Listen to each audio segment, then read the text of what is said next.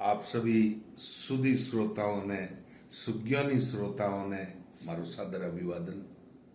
आज बात करूं काव्य या साहित्य में एक पार्ट वे मरसिया मरसियो आपरे हमारो हुनियोड़ो वेला कोई अपनो आत्मीय जन इन संसारों विदा हो जावे उन्हें स्मृति रे मोने जका हृदयरा भाव है उन्हें प्रति स्वर्गवासी रे प्रति जका प्रकट कराओ मारवाड़ी में कह सको उन्हीं ओढ़ू या याद में उन्हें कहवे मरसियो। इन्हें दो उदाहरण आपने आज गुणाऊं जका बड़ा मार्मिक है। मरसियो वैसे भी मार्मिक वे। पहला उदाहरण है कश्मीर कविराज मुरारदान सा और हमारा भाई हा लक्ष्मी दान जी सा और आपस में अनबन होगी। ग्रह दिशारो चक्कर वे दिन मोंदरो फेर वे भाई भाई लड़ी जावे। महाभारत रामायण आ चीज चली आ रही है तो हमारे आपस में अनबन होगी। कोर्ट मुकदमा तक हो गया और आखिर मोह ने चलता चलता मुरारदान सा जगह कश्मीर कविराज आ वहां स्वर्गवास हो गयो। अब देखो आप हृदयरो प्रेम आत्मीय लक्ष्मीदान सा मरसिया कया उन्हें मोने एक दुओ बड़ो हृदय ने द्रवित करवाने वालो है।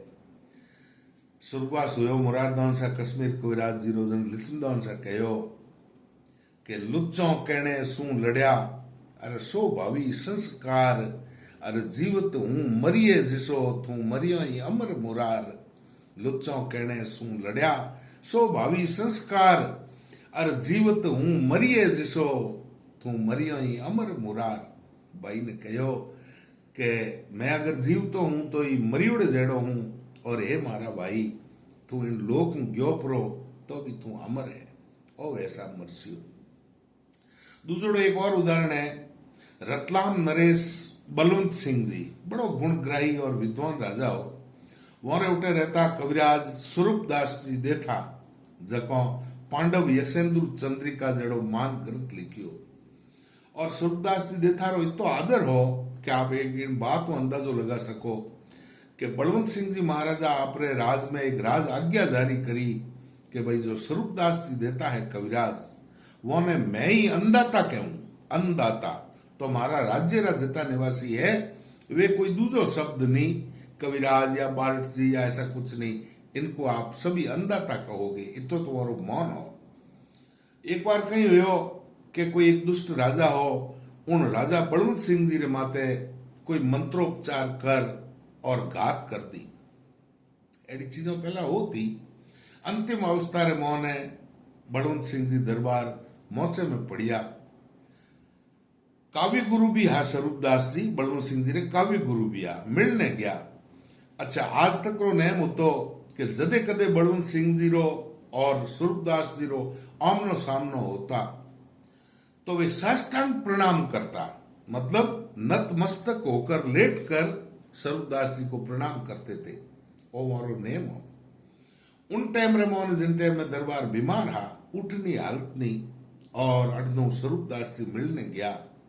यो देखियो देख परोन कहो के अंदाता है स्वरूपदास जी हमेशा ये मिले उन टाइम में उठ साष्टांग प्रणाम करूं पण आज तो मारी उठनी हालत ही कोनी। जणो कवि हा खुद एक दुओ कहो के दाऊ चरणो धोम बलवंत रो चित यूं बदे पण सेवक रो सतराम अंदाता छेलो अबे।